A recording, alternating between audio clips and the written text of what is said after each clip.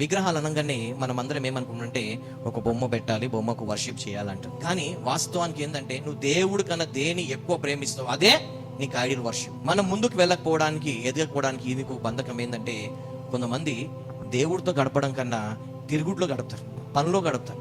డబ్బుని ఎక్కువ ప్రేమిస్తారు, పోస్టులను ప్రేమిస్తారు. ఆఫీస్ లో కానీ, ఇంట్లో కానీ, చర్చ్ లో కానీ నాకు ఈ పోస్ట్ కావాలి, నాకు పలానా పోస్ట్ కావాలి. అది ఎక్కడైనా సరే, చర్చ్ అయినా సరే, నీ జాబ్ అయినా సరే, ఎక్కడైనా సరే.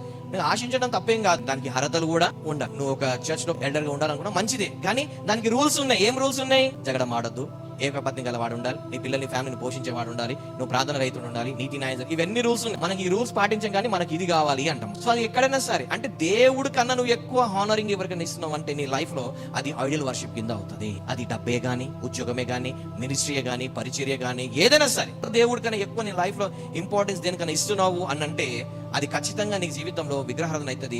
దాన్ని బట్టి కూడా నువ్వు ముందుకి వెళ్ళలేవు.